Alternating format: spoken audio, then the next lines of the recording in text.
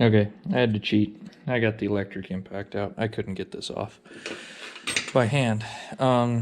So it is a left-handed thread in here, so don't try to hit it with the right hand. I like to use the electric impact on the lowest setting. Just and kind of watch it, kind of gently bump it to make sure I'm not going to strip something out. Now it is a 7/8 inch nut. Well, it's not a nut, but that's the size socket you would need. Anyways, you get that guy off, and then your starter cup, and there's a washer in there, will come off. And then back behind here, it doesn't look like anybody's ever had this off, because what there is if you can see it, it says to remove, use wheel puller holes, which is this hole and this hole. That works. The trick method that I've learned, see if I'll set this down here, is you can put the nut back on, and mind you, this is kind of, take this with a grain of salt,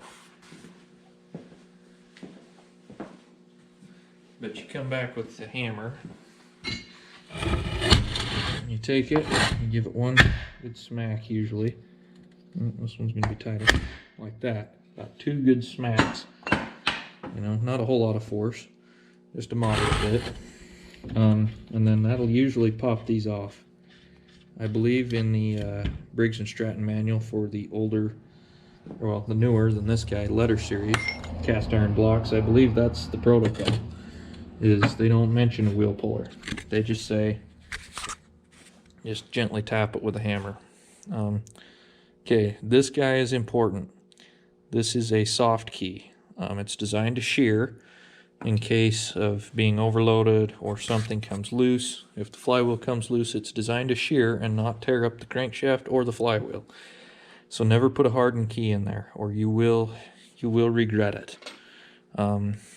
Anyways, back here is our points cover. 2 flathead screws to get that off. This is actually a procedure you would normally go through when you had to service the points, usually once a year. A lot of guys like to put a magnetron ignition on, which is Briggs's electronic ignition module. I'm kind of old school. I like my points. I understand them. I work with them, and they're pretty much bulletproof. So that's what they look like. When we go to put this bad boy back together, we'll go through how to set those and the adjustments that are needed with the magneto coil up top here to make this a functional installation.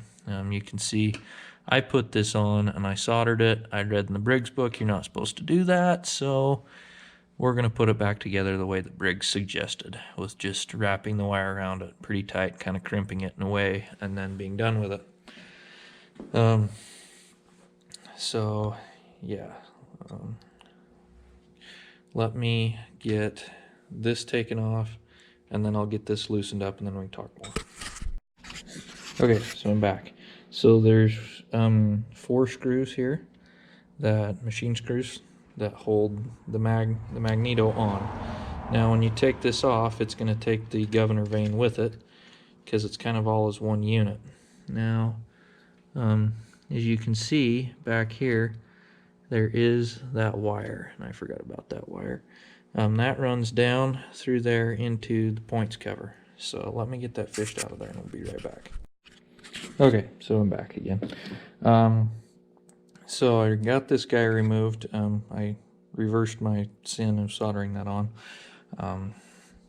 Anyways, part of the problem was I put this Raja connector, is actually the brand name of it. I put this guy on, and it won't go back through the casting here, so that had to get removed. Also, coffee cans are great, in my opinion, for storing parts, and I like them. If you've never done one of these before, Ziploc bags and a Sharpie marker will be your best friend. I've used them a lot, rebuilding several small engines and some larger ones. Helping keep track of things, it just makes life be so much easier. Anyways, this is your governor vane and little mechanism here. It just goes and bolts on. If I don't drop it and lose everything. It just bolts on right here and goes right in front of the magneto. And so don't do what I did and just drop it. There's actually some settings you can do to modify those a little bit. Look in the Briggs manual and study up on it if you're interested in that. This old beefy coil, she still works, so she'll get cleaned up and put back in. There's really nothing wrong with it. As long as you keep the moisture off of them, they will last more or less forever. I like magnetos, I understand them, so that's why I like to keep my ignition fairly original. And I like original tractors. Some people don't, just depends. So anyways, next thing I'm going to tackle is tearing off all the points. Pretty straightforward. There is a screw there that controls your up and down of this breaker plate, which controls your gap. This guy here holds the wire on for the condenser, and then he has a bolt or screw over here, and these 4 bolts hold the the crank, or this, they hold this whole plate on. That red wire that we saw earlier is fished down through here, comes in right here, goes down and hooks into this terminal right here. I'm going to go ahead and take all that off camera just for the sake of time. Okay, I wanted to talk briefly about this guy. This is a piece of insulator paper. It goes right back here. Sorry about that view. Right back there behind your breaker plate. That guy is, I'm not entirely sure of its purpose. Put it back and don't lose it.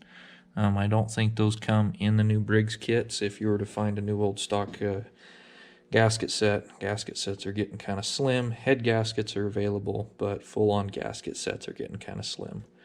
We might have to get creative because this has some gaskets behind it that are shims, actually, to control the end play of the crankshaft, but we'll dive more into that when the time comes.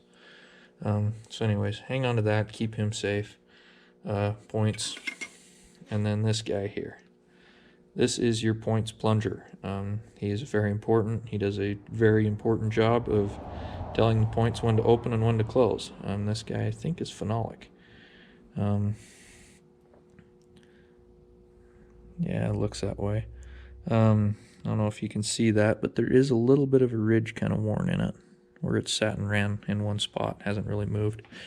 But we'll dive more into him, too, when we go to put this guy back together.